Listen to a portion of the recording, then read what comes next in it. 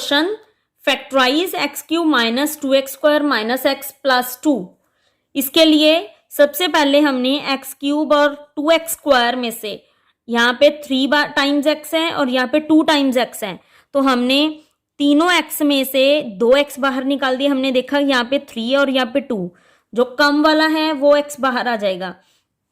यहाँ पे 2 कम है तो यहाँ पे भी 2 बाहर आ जाएगा, तो एक्स स्क्वायर हमने कॉमन निकाल दिया।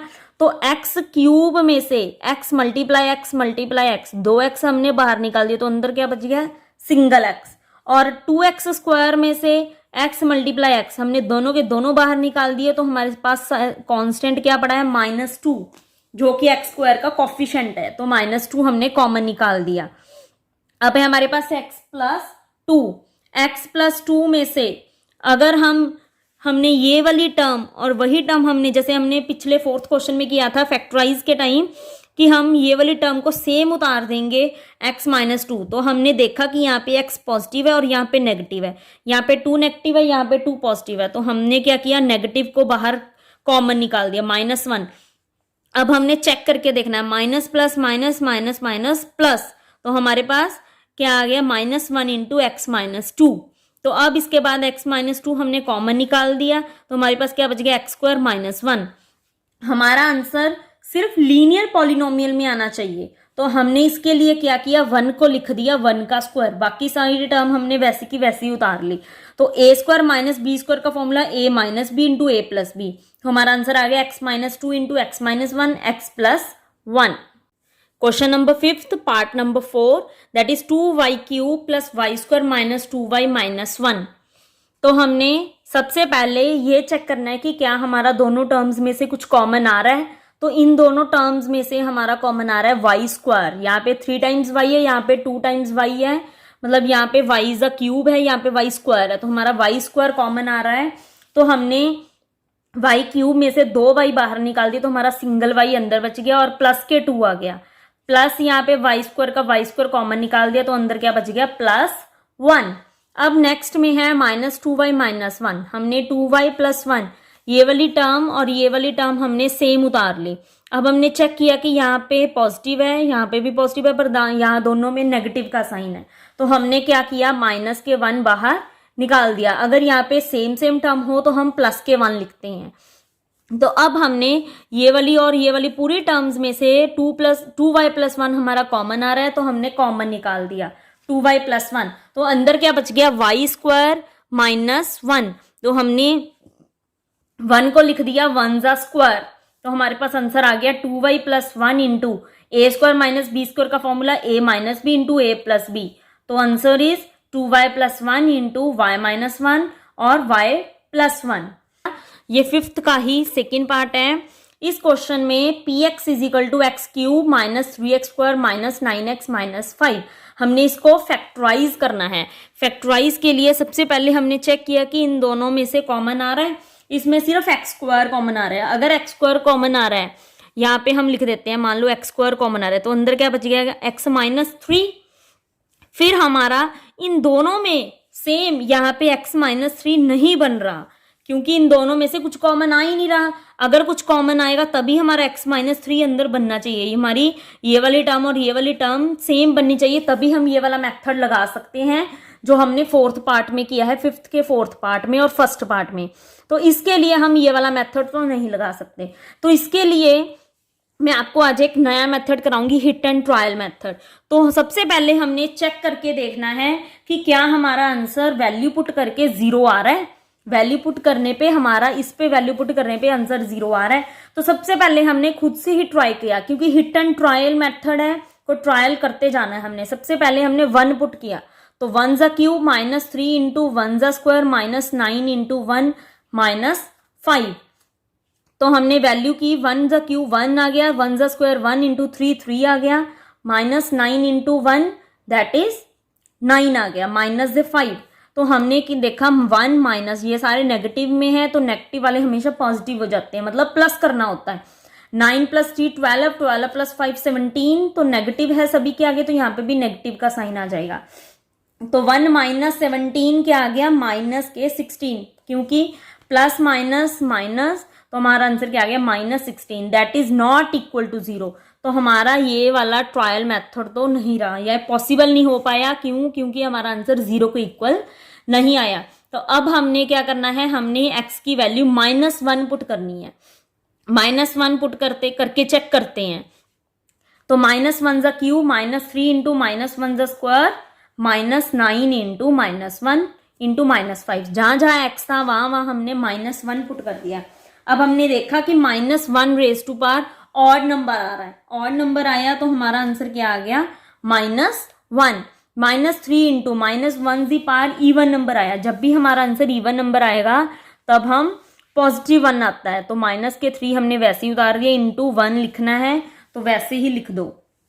तो अब है माइनस माइनस प्लस, प्लस के 9 -5। तो अब ना माइनस माइनस प्लस, तो 3 + 1 क्या आ गया हमारा आंसर 4। तो दोनों में नेगेटिव का साइन है तो यहाँ पे भी नेगेटिव का साइन आ जाएगा। प्लस माइनस माइनस, तो हमने पहले तो 9 और -5 को ऐसे ही उतार लिया।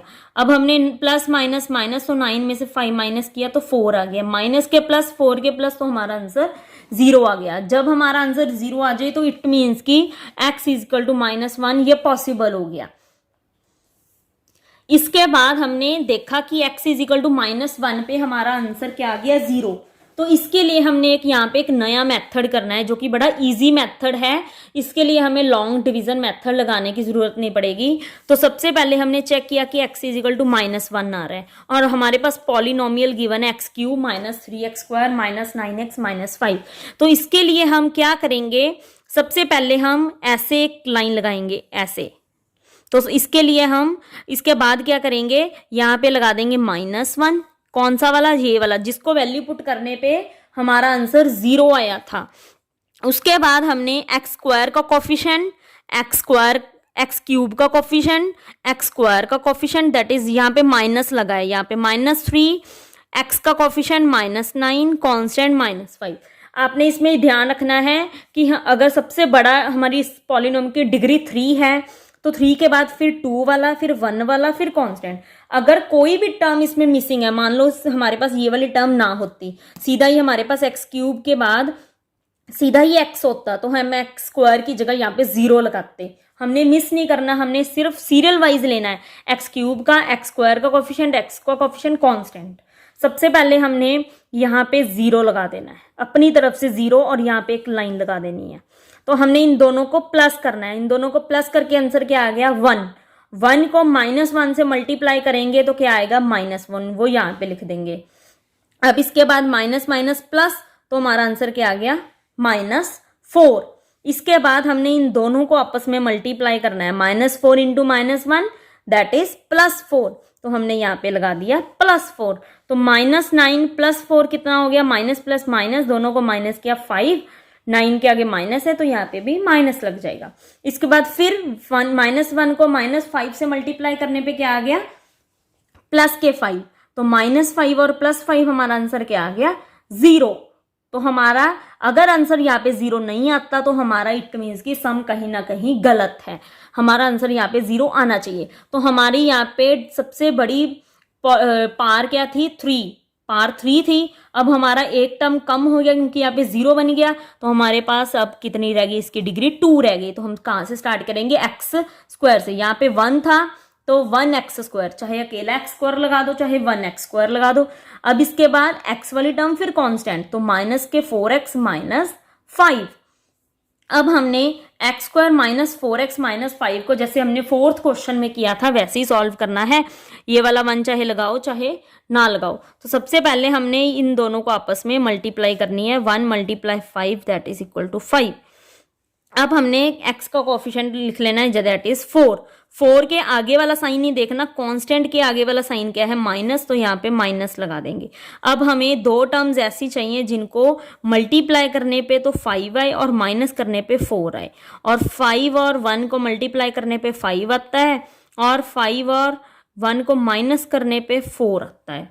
तो हमने ये तो मैंने डायरेक्ट करवाया हुआ है, तो आपने क्या करना है x² -4x -5 था तो x² माइनस यहाँ पे ब्रैकेट लगा दो -5, जो साइन यहाँ पे है वही साइन यहाँ पे लगा देना। तो यहाँ पे हमने क्या कहा था 5 - 1 दैट इज 4, तो 5x 1x। तो इसके बाद आपने ब्रैकेट ओपन कर देनी है, minus plus minus minus minus plus. इसके बाद यही वाला स्टेप बनेगा x square minus 5x plus 1x minus 5। तो अब हमने इन दोनों में से x कॉमन निकाल दिया तो अंदर क्या बच गया x। 5x में से x कॉमन निकाल दिया तो अंदर क्या बच गया माइनस 5। तो हमने यहाँ पे 1x माइनस 5 हमने यही वाली सेम टर्म यहाँ पे उतार दी और हमने देखा कि x है, यहाँ पे भी x है, माइनस 5 है, माइनस 5। 1x और x में कोई डिफरेंस नहीं होता, सेम ही है। तो हमने देखा कि सेम है तो हमने बाहर क्या लगा दिया, +1। इसके बाद हमने इन दोनों में से x माइनस 5 को कॉमन निकाल दिया तो अंदर क्या बच गया x, यहाँ पे क्या बच गया +1। तो हमारा आंसर क्या आ गया, x minus 5 into x plus 1। हमारा होल आंसर क्या आ गया, हमारा होल आंसर आया, सबसे पहले हमने x को -1 पुट किया था, सबसे पहले हमने x को -1 पुट किया था। तो हम -1 को उधर ले जाएंगे, x equal to -1 right side से लेफ्ट पे ले जाने पे नेगेटिव पॉजिटिव हो जाता है। तो हमारे पास क्या है, x प्लस 1। तो सबसे पहले हमने वो x प्लस 1 निकाल दिया। उसके बाद दो आंसर हमारे यहाँ पे आए थे x minus 5 into x plus 1। It means कि जो ये इतनी बड़ी पॉलिनोमियल जिसकी डिग्री 3 थी तो हमारे फैक्टर भी 3 ही बनेंगे। अगर यहाँ पे 2 होता तो हमारे फैक्टर भी 2 ही बनते, क्योंकि हमारा पार्ट नंबर 4 है वो डिग्री 2 वाला है तो उसमें फैक्टर भी 2 ही बने हैं। इसमें 3 है तो इसमें हमारा आंसर आ गया x plus 1, x minus 5, x plus 1। तो ये